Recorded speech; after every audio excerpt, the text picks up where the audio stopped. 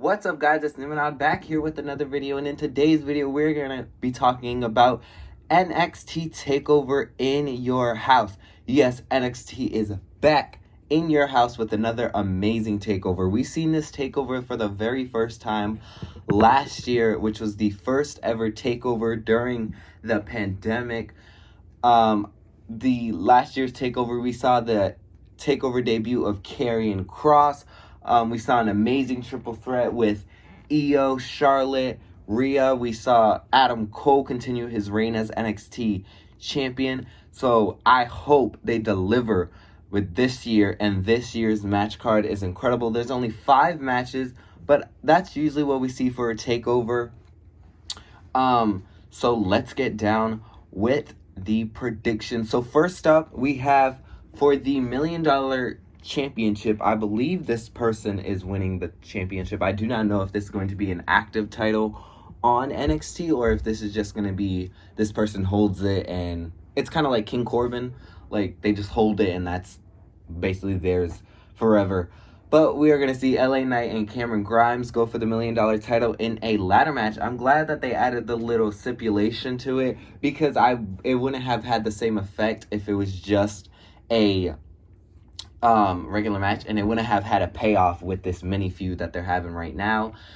And I honestly think this match is going to be it's a very underrated match. Like, it's not one of the star-studded matches on this card, but I feel like it is going to shock everybody. And this is a very good kind of moment for LA Knight, because even though he was on the indie scene and he was on Impact and all that, we haven't really seen him, and he hasn't really been showcased to the WWE kind of world and all that. So this could be a breakout match for him. But my ultimate prediction is that I think LA Knight needs to win this match. I mean, Grimes has stuff going with him. He is a very funny character, and I feel like it would be even more funnier if he was just continuing to chase after the $1 million championship, just like Corbin is trying to get.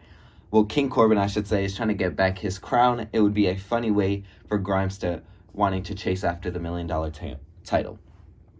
Next up, we have Zee Lee taking on Mercedes Martinez.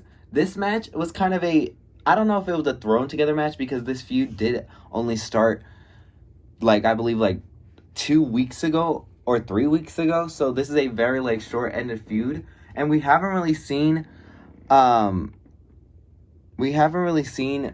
much of Zee Lee as of recently, and we haven't really seen much of Mercedes. Well, she's starting to get used this year, but last year we didn't really get to see much of Mercedes Martinez. I believe this is her second TakeOver match, so I think this match is going to be, like I said with LA Knight, a breakout match for both of these women to show the NXT and the WWE, maybe even the main roster, what they got. But I feel like this match is not going to be the final match in this feud. I believe this match is either going to end in a disqualification or a countout. I think this feud could be used a little bit more longer. I feel like this should not be the end of the feud. Maybe even a number 1 contendership match, or it could be like a false count anywhere match or a no disqualification match. I feel like they should do so much with these two women, and I don't want it to end this soon. Next up, we have a winner-takes-all match with MSK and Bronson Reed teaming up together to take on Legado del Fantasma, Santos Escobar, Joaquin Wilde, and Raul Mendoza. Those are the 3 men representing LDF. This match, I feel like, is going to be a great match. We have the high-flying ability from the 2 teams, MSK and Joaquin and Raul. And then we had the 2 kind of powerhouse men with Escobar and Reed. And Reed just won the North American Championship, so I know he is hungry to keep this championship and defend it. So it's going to be a great match. I'm glad that they added the stipulation to the winner takes all, because that means if somebody from MSK loses the title, like Wesley loses the title, then that means Reed also loses his title. So there is so many possibilities, and we could see Legado del Fantasma be champions all be champions together, which I feel like they're trying to do, like they did with the Undisputed Era, but it hasn't worked in their favor. But who knows, it could work in their favor tomorrow night at TakeOver. But my ultimate prediction is that I think MSK and Reed are going to be retaining their championships. Reed, I don't see him losing. I feel like he has so much left and so much more to do with the North American Championship as MSK as well.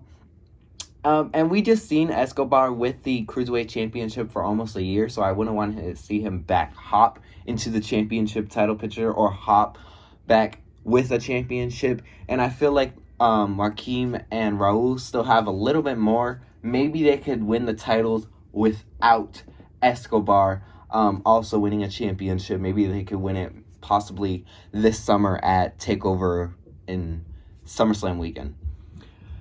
Next up, we move to our second women's match of the pay-per-view. For the NXT Women's Championship, it is going to be Raquel Gonzalez taking on Ember Moon.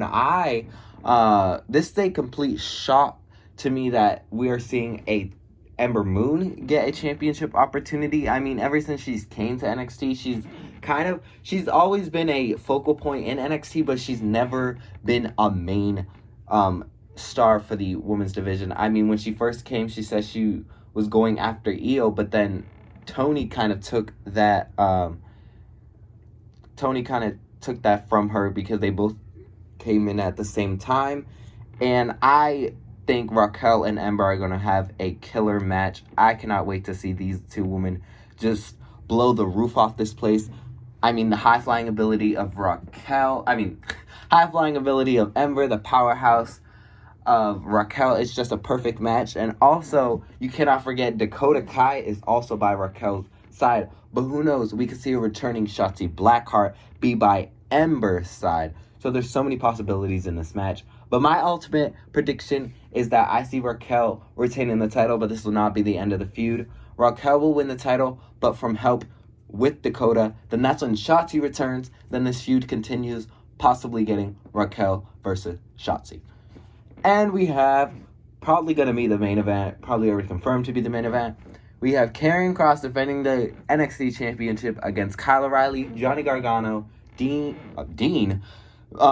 Dunne, and Adam Cole. Now, we've seen a triple threat match between O'Reilly, Dunne, and Gargano a couple weeks ago on NXT, which this was supposed to be Kross against one of them at TakeOver. But then Adam Cole had to return and ruin the match, which made this match a fatal five-way after Karrion Kross said he wants all of them. He wants everybody that comes after him, which I feel like that is a great way to represent the NXT brand, which is like they will take on any buddy from anywhere. And I feel like this is a great starter match for Karrion's kind of feud. Championship run. We've seen him face Finn Balor, but that was possibly Balor's like send-off from NXT, and I think a great way to counter that is to win against all of these men. I have no idea who he's gonna pin. But the two men I think it's gonna be is either Gargano or O'Reilly. I don't think Dunne and Cole are going to get pinned, mostly because Dunne is like a mega heel, or he's not a mega heel like Kross and them, but he's like a heel where he can't get pinned. Cole, the only reason I don't think Cole is going to get pinned is because I think Cole's not going to get pinned and complain that he didn't get beat, and then Kross versus Cole, and maybe that's going to be Cole's send-off match from NXT. And so yeah, but my ultimate prediction is that I think Kross is going to retain the NXT Championship. I think that he just got the title, and after having to relinquish the title last year due to an injury, and what a full circle moment for him than to make his TakeOver debut at In Your House, and then the year later to retain the NXT Championship at In Your House. But that was my predictions for you guys. Hopefully you guys enjoyed it, and hopefully you guys agreed with some of my predictions. I would love to hear your predictions, so put them down in the comment section below. I'll read them, reply to them, and share my opinions on how I feel about your opinions on who's going to win at TakeOver. But NXT TakeOver 2 is tomorrow night live, I believe at 8 or 7 on Peacock or the WWE Network elsewhere. Hopefully you guys watch it. I know it's going to be a killer pay-per-view. But like, comment, and subscribe, and I'll see you guys in the next video. Bye, champs.